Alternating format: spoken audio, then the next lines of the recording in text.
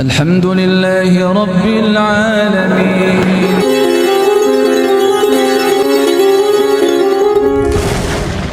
Kenapa suami ar-rijalu qawwamuna 'alan nisa?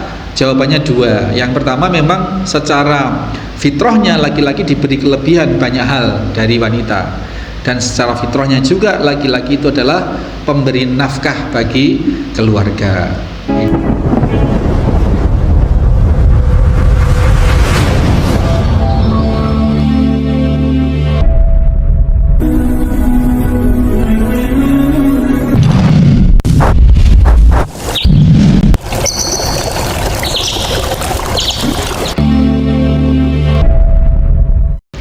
Bismillahirrahmanirrahim. Assalamualaikum warahmatullahi wabarakatuh. Innal hamdalillah nahmaduhu wa nasta'inuhu wa nastaghfiruh wa na'udzu billahi min sururi anfusina wa min sayyiati a'malina. May yahdihillahu fala mudhillalah wa may yudlil fala hadiyalah. Asyhadu an la ilaha illallah wahdahu la syarikalah. Asyhadu anna Muhammadan abduhu wa rasuluhu wa ba'd.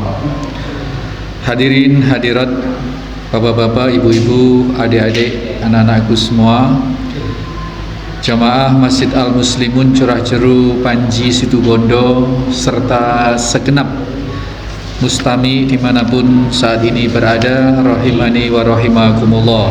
Makna yang pertama tadi, kalau kita maknai bahwa kalau suami mukul istri di dunia, di akhirat nanti tidak akan diminta pertanggung jawaban. Ini tidak benar.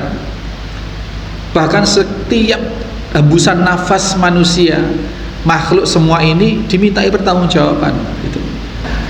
Mas Robi sini aja, yuk sini, biar kelihatan gantengnya juga. Sini. Biar masuk suaranya. Yuk, surat An-Nisa 34 ini yang terkait firman Allah yang terkait dengan pukul memukul. agak sini. A'udzubillah. Yuk. A'udzu billahi minasy syaithanir rajim. Ar-rijalu qawwamuna 'alan nisa'i bima faddalallahu ba'dahum 'ala ba'd wa bima anfaqu min amwalihim. فالصالحات قانتات حافظات للغيب بما حفظ الله واللاتي تخافون نشوزهن فعظوهن واهجروهن في المضاجع واضربوهن فإن أطعنكم فلا تبغوا عليهن سبيلا إن الله كان عليا كبيرا. Ya, terjemahkannya yang keras. Laki-laki suami itu pelindung bagi perempuan atau istri, karena Allah telah melebihkan sebagian mereka laki-laki atas sebagian yang lain, yaitu perempuan. Dan karena mereka laki-laki telah memberikan nafkah dari hartanya, maka perempuan-perempuan yang saleh adalah mereka yang taat kepada Allah dan menjaga diri ketika suaminya tidak ada, karena Allah telah menjaga mereka. Perempuan-perempuan yang kamu khawatirkan akan nusyuz,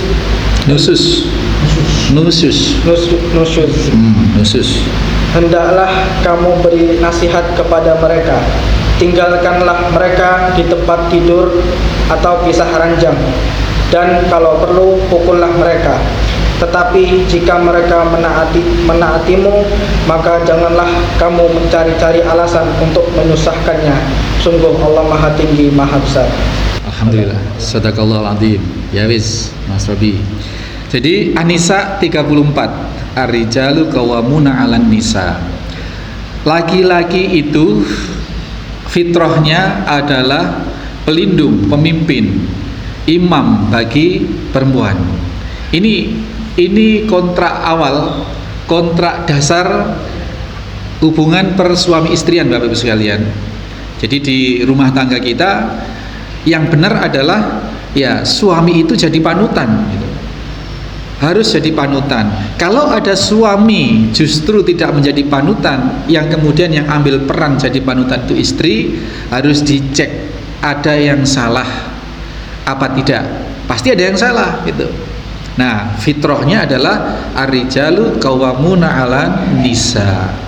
Ini dalam segala hal. Maka ar-rijal, laki-laki itu ketika hendak beristri tidak hanya yang penting sudah balik, Pak. Ibu-ibu, bapak-bapak yang punya keponakan, punya anak laki yang sudah minta dinikahkan, ya dicek dulu apa dia hanya sudah berumur secara umur, tetapi bagaimana kualitas agamanya, bagaimana, sanggupkah dia menjadi panutan bagi istrinya nanti. Nah, ar-rijalu qawwamuna 'alan nisa itu disebabkan bahwasanya yang pertama memang suami itu, laki-laki itu dilebihkan, ya, memiliki kelebihan-kelebihan dari yang lain, dari istri atau dari wanita. Laki-laki itu memang punya kelebihan-kelebihan. Kalau kita mau bahas panjang, Pak, misalnya kelebihan akal, dalam hal akal, dalam hal banyak hal lah, dari sisi tenaga, dari sisi fisik, dari sisi akal, dari sisi nalar, itu lebih ke laki-laki, dilebihkan, sehingga apa, yang berhak menikahi itu adalah laki-laki, wanita itu dinikahi. Sebaliknya juga yang berhak mencerai atau menjatuhkan talak itu laki-laki. Perempuan tidak diberi hak atau kewenangan menjatuhkan talak. Kenapa? Di antaranya itu tadi, karena laki-laki punya banyak kelebihan dibanding perempuan. Di antaranya adalah masalah nalarnya, masalah akalnya. Kalau perempuan diberi hak talak, Pak Rendra, bisa jadi sehari itu cerai berapa kali sudah. Istri itu dikit-dikit kalau nggak cocok bilang cerai, bilang cerai, bilang cerai. Itu bahaya sekali. Dan di antara kelebihan laki-laki adalah persaksiannya ini 2 kali lipat dari kualitas persaksian wanita. Maka kalau jadi saksi wanita itu dua orang perempuan itu setara dengan 1 orang laki-laki. Ini Bapak sekalian. Terus dalam hal waris juga, dalam hal waris itu juga perempuan memiliki hak separuh dari suami. Tapi yang kedua ini terkait dengan kelebihan yang kedua dari suami, bahwasanya suami ini yang difitrahkan untuk mencari atau memperoleh nafkah untuk keluarga. Jadi kalau ada istri justru yang mencari nafkah untuk keluarga, ini perlu dipertanyakan gitu. Memang Bapak Ibu sekalian, dalam satu keluarga, dalam satu rumah tangga, itu rizki dari Allah itu bisa lewat siapa saja. Bisa lewat suaminya, bisa lewat istrinya, bisa lewat anak-anaknya. Itu Farel Prayoga itu, Pak, orang tuanya maaf ya penggawaiannya ngamen memang. Farel mulai kecil diajak ngamen itu. Tapi qadarullah, Allah memberikan anugerah kepada Farel. Tahu Pak Farel, Pak? Farel Prayoga, tetangga saya di Banyuwangi sana, saya sempat ke rumahnya. Karena dianugerahi kelebihan oleh Allah, diberi karunia, maka terangkatlah secara ekonomi seluruh keluarganya itu. Ini bisa jadi lewat mana? Lewat anak. Bisa jadi lewat istri, bisa jadi lewat kelahiran anak berikutnya. Nah, tetapi bahwa suami harus tetap berusaha, harus tetap bekerja, mengupayakan ma'isyah atau sandang pangan di dalam keluarga itu, dalam rumah tangga itu. Ya, jadi ya ditanya nanti kalau ada sesuatu yang salah, di mana laki-laki justru dipimpin oleh istrinya, kemudian justru istrinya yang mencari nafkah, itu ditanya nanti Pak di akhirat, itu dimintai pertanggungjawaban. Nah ini ya, jadi kenapa suami ar-rijalu qawwamuna 'alan nisa? Jawabannya 2. Yang pertama, memang secara fitrahnya laki-laki diberi kelebihan banyak hal dari wanita, dan secara fitrahnya juga laki-laki itu adalah pemberi nafkah bagi keluarga. Ini kemudian yang itu tadi diteruskan bahwasanya wanita yang solihah, Jadi ayat itu beberapa poin. Nanti akan ketemu kita tentang kaitan dengan hadis yang dhaif ini.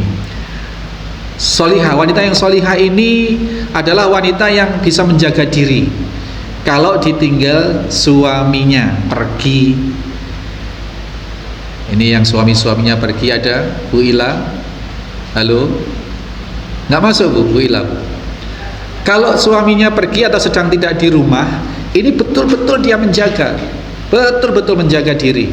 Itu ada kisah yang sahih yang masyhur, seorang wanita, dia tinggal di rumah suaminya, tinggal bersama suaminya, terpisah dengan orang tuanya. Kemudian suaminya pergi, ya, istrinya ya sebagai istri yang solihah ya sudah tahulah, artinya memang sudah berlaku peraturan seperti itu.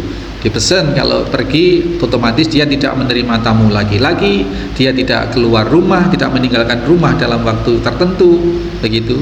Tapi kalau hanya beli lombok, beli ke warung ya tidak apa-apa lah. Tapi kalau sampai kemudian anjang sana ke saudara, kemana ya, yang pasti tanpa seizin suami, ya itu tidak boleh. Nah, suatu hari istri ini dipesan oleh suaminya, jangan keluar sebelum saya datang. Suaminya gitu, Pak. Nah, zaman dulu pastinya tidak ada Android, Pak, tidak ada WA, tidak ada. Kalau sekarang gampang, Bu Ila suaminya pas ada di mana, mau kemana begitu, WA, ya saya mau ke sana, boleh ya? Boleh, ya sudah jalan. Sekarang lebih gampang. Nah, yang tidak boleh itu kalau diam-diam tanpa izin suaminya, tanpa mendapatkan restu suaminya, kemudian nyolong laku keluar tanpa izin. Wanita ini kemudian suatu hari mendapatkan kabar suaminya pergi berhari-hari, Pak. Dapat kabar bahwa ibundanya sakit keras. Dikabarilah itu seorang wanita ini, ibundanya sakit keras. Dia menyampaikan salam kepada yang mengabari itu, kepada kurir, kepada utusan itu, salam saya, dan mohon maaf saya belum bisa nyambangi, belum bisa besuk karena suami saya masih belum datang, dan saya diwanti-wanti tidak boleh kemana-mana sebelum suaminya datang. Terus, Pak, kemudian berapa hari lagi datang lagi utusan itu, ibumu sudah sakaratul maut, ingin ketemu dengan kamu ingin sampean hadir sebelum kematian beliau. Oh, Masya Allah, pokoknya disampaikan salam, dan wanita itu tetap mengatakan bahwa dia tidak bisa menjenguk ibunya karena suaminya belum datang gitu. Sampai kemudian ada kabar yang ketiga bahwa ibundanya ini sudah meninggal dunia, dan utusan datang lagi, masa sih kamu tidak ingin melihat jenazah ibumu sebelum dimakamkan? Nah, sebenarnya pengen, tetapi karena suaminya belum datang, maka dia kekeh, dia tidak menghadiri pemakaman ibundanya. Ibu loh, Pak. Orang tua itu walidain, ibu dan bapak itu kan tingkatannya 3 kali lebih dari bapak yang namanya ibu. Ini ibu. Kemudian setelah itu diadukan kepada Rasulullah SAW, segitunya. Ada wanita, ada seorang istri yang segitunya. Bagaimana ya Rasulullah? Kayak janggal sekali kan, Pak. Kalau orang curah jerus ini kayaknya digunjing ya orang. Wong ngopo tuh? Orang apa kayak gitu itu? Sama ibunya kok ceknya. Mesti digunjing seperti itu. Nah, kemudian Rasulullah menjawab bahwa Rasulullah memberitakan bahwasanya jenazah si ibu itu, mayit si ibu itu diampuni oleh Allah, dan dia ditempatkan di tempat yang mulia dikarenakan telah memiliki anak perempuan dan mampu mendidik anak perempuan untuk taat kepada suaminya. Seperti ini loh.